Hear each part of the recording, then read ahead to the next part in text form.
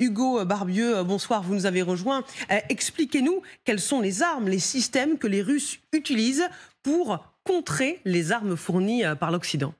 Oui, bien regardez, en fait, les Ukrainiens tirent la sonnette d'alarme parce qu'en fait, ils se rendent compte au fur et à mesure que leurs roquettes HIMARS, leurs obus Excalibur ou même des bombes planantes, bref, toutes ces armes qui sont guidées par satellite, manquent de plus en plus leur cible. Pourquoi ? Eh bien, à cause des systèmes de guerre électronique russes. Ça peut être tout simplement des systèmes de brouilleurs. Voilà. Et alors, en matière de guerre électronique, Moscou garde le dessus, car elle s'était déjà concentrée sur ses capacités avant de lancer son invasion de l'Ukraine, nous dit le Financial Times. La situation est telle que les Ukrainiens eux-mêmes en appellent à l'aide des Occidentaux. Le chef ukrainien de la guerre électronique parle d'une menace énorme, des ciseaux invisibles. C'est ce qu'évoque un commandant d'une unité ukrainienne de drones. Alors ces ciseaux électroniques, quels sont-ils ? Eh bien, ça peut être par exemple des pôles 21. Il s'agit donc de brouilleurs GPS. Ils peuvent avoir une portée de 25 km, mais même de 150 km selon certains experts. Ces ciseaux électroniques, donc, ça peut être aussi ce genre d'outils qu'utilisent les Russes. Ils servent à intercepter, géolocaliser, brouiller les conversations entre les postes de commandement et les unités sur le front. Un autre exemple, les Russes disposent de ce genre de radar, des zooparks, donc pour repérer les positions ennemies. Alors de leur côté, les Ukrainiens ne sont pas en reste, ils ne sont pas totalement désarmés sur le plan de la guerre électronique. Ils disposent par exemple de Bukolev, capable de détecter des drones et bloquer certains systèmes de guidage par satellite. Ils ont également des drones eux-mêmes. Et Volodymyr Zelensky l'a annoncé, l'acquisition, d'un système, le Pokrova, le Pokrova, qui, selon Volodymyr Zelensky, serait capable de bloquer tous les missiles guidés par satellite. Mais en attendant son déploiement sur le terrain, eh bien, les Russes conservent l'avantage, au point que les Ukrainiens réclament à égalité avec les F-16 des systèmes de guerre électronique. Merci beaucoup Hugo pour ces précisions. Alors la parole au général Chauvency aux priorités et à Florent Vadillo et aussi au grand reporter Lucas Manger. Vous nous en voudrez pas, mais vous aurez aussi droit à la parole évidemment.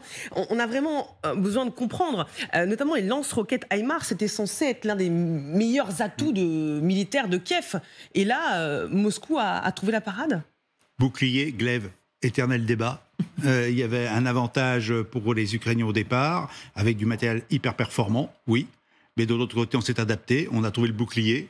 Et la faiblesse de toutes ces armes extrêmement perfectionnées, c'est, je dirais, tout ce qui est, électronique, pour faire simple. Quand on prend le HIMARS et ou l'obus dont on a parlé, qui est l'obus Excalibur, c'est un obus d'artillerie de 155 mm qu'on peut mettre dans le César, et qui est surtout, l'obus est guidé par GPS sur sa cible. Donc, automatiquement, tout ce qui touche aux ondes, ça devient un sujet d'intérêt, et que si effectivement on est capable de perturber tous les signaux GPS, qu'on découvre dans d'autres occasions, pour des raisons de sécurité, qu'on peut effectivement faire du brouillage, qu'on peut aussi tromper l'ennemi. D'ailleurs, la guerre électronique sert aussi à créer des ennemis sur le champ de bataille. C'est-à-dire qu'on croit que l'ennemi est là, puis il n'est pas là. Ça aussi. C'est un système de l'heure. Système de l'heure, tout à fait bien dit. Oui, excusez-moi, oui, c'est bien dit. C'est tout à fait bien dit. Sujet de l'heure. Voilà, on peut même recréer un état-major adverse pour faire croire que là, l'ennemi est là et on va pouvoir le frapper. Voilà. Tous ces systèmes-là, ça fait partie de la guerre électronique, que même nous, on redécouvre aujourd'hui qu'on avait un peu laissé tomber, parce qu'on dit, bon, non, ça ne sert plus à grand-chose et tout ça. Mais aujourd'hui, on se rend compte qu'on ne peut plus s'en passer et que toutes nos armes, à part le modèle soviétique, ont besoin de l'électronique aujourd'hui pour arriver au bon endroit et l'utiliser comme il fallait. Donc, effectivement, aujourd'hui, les Russes ont réussi à faire face au bout d'un an et demi. Ils ont eu beaucoup de déboires. Même, regardez les radio-télécommunications au départ. Ils se faisaient aussi intercepter leurs communications. Ils se faisaient repérer, justement, parce qu'ils ne faisaient pas attention. Et ils ont perdu quelques généraux, comme ça. Ne l'oublions pas. Donc voilà. Donc la guerre électronique est revenue sur le champ de bataille. Et effectivement, là, on s'aperçoit que les Russes ont réussi à faire face, à innover. Et puis finalement, non seulement à protéger leur système, ça aussi, c'était c'est la première chose qu'on a vue, protection de leur système, et que maintenant, ils commencent à perturber le système adverse. Bon, maintenant, je pense que les Ukrainiens vont trouver une parade à nouveau, mais à chaque fois, c'est 2, 3 mois, 4 mois, et entre-temps, vous avez forcément eu des destructions, une désorganisation du système adverse qui a donné un avantage temporaire à celui qui a pu exploiter ses faiblesses. Florent Vadillo. Le sujet est assez complexe parce que il est fait de vérité et de semi-vérité de la part des belligérants.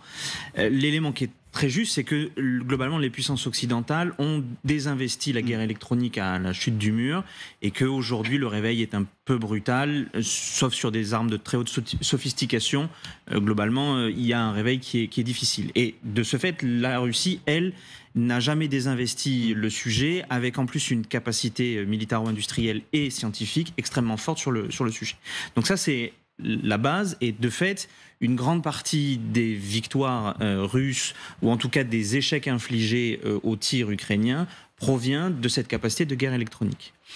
Néanmoins, cette montée en puissance du sujet guerre électronique aujourd'hui, qui n'est pas nouveau, qui est en réalité observé depuis le début du conflit, il procède de deux éléments. D'abord, le fait que les Ukrainiens réclament de nouveaux matériels et veulent accélérer la livraison des avions, puisque pour notamment détruire les systèmes de guerre électronique russes, qui sont, dit-on, posés tous les 10 km sur la ligne de front, ils ont besoin d'effectuer des tirs de missiles, et pour que ces missiles portent leurs fruits, il faut que le système soit globalement en activité.